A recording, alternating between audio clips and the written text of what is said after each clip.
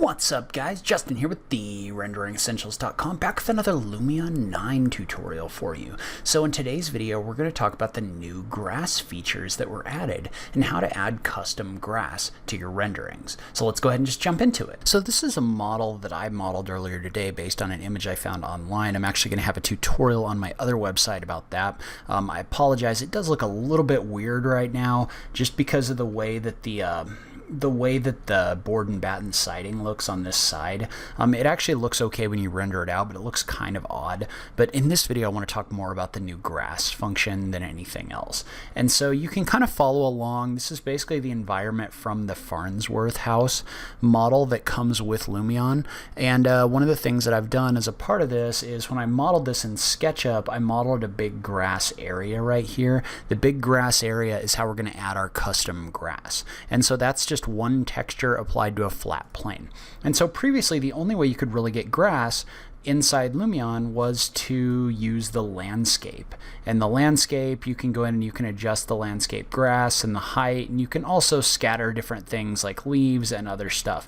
But what you couldn't do is have multiple different kinds of grass at once, just because the way that worked. You had one object that you could set as the grass object, and grass would be placed wherever you put that. So like for example, if I was to take my material right here and say that I wanted grass to be applied wherever this material was, you can see how the grass turned off everywhere else. So that's how it was before. Now there's kind of a workaround to that, because now 3D grass has been added as a material. And so what that means is you can apply that to different planes using the materials section in Lumion, or the material editor. So the way that that works is fairly simple. You just come in here and you select an area. So in this case I have a grass dark green material applied.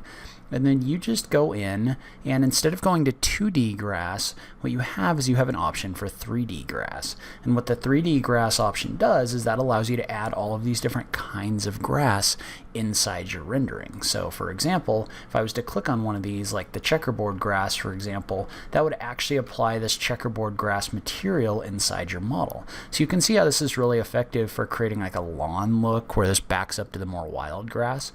So, and all of these are editable, meaning I could apply like this clean cut grass, but then if I double click on it and I go in here, there's actually options in here to adjust the colorization of that grass, the gravity force that's being applied to it, as well as things like the length. So you can see how I can adjust the length of this grass by dragging this slider. You can also adjust the size of the blades that are getting put in here. I mean, obviously as those get really big, that gets kind of weird, but these are all adjustable. And one of the cool things that I kind of like about this is, let's say you had the checkerboard grass material applied. So you can see how that kind of looks like you'd mode it back and forth in a checkerboard pattern. So if you click on this, you can actually adjust the scale of that checkerboard pattern. So you can make that bigger or smaller using the map scale. You can also adjust that. So if for whatever reason you wanted this to be at like 45 degrees or something like that, like if you would mode this diagonally, for example, that's also adjustable. And then you can also adjust things like the roughness and the curliness of the grass. So you can adjust how much these blades are curling. So let's make this a little bit bigger, a little bit longer, and then note you can adjust how much these curl by dragging this slider. So it's all really easy to do. You can also adjust things like the roughness. So let's go ahead and make this a little bit smaller, because I think that's gonna kind of affect the way that that looks.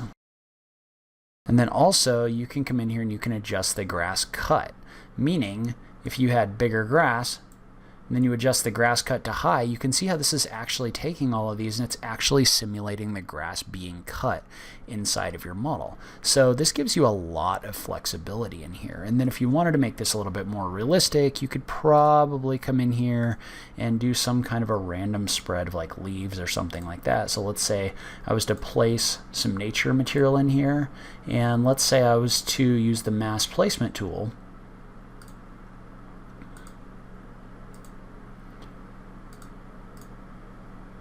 I'm going to remove everything except the leaves. And maybe we were to bring in a couple different kinds or something like that. But you can see how you can use this to place things like leaves inside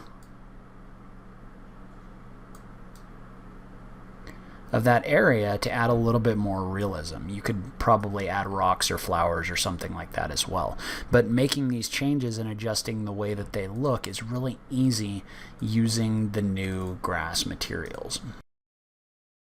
So that's where I'm going to end this video. Leave a comment below. Let me know what you thought. Do you like this function? Do you have some great ideas for stuff you could do with it? I just love having that conversation with you guys. If you like this video, please remember to click that like button down below. If you're new around here, remember to click that subscribe button for new rendering content every week.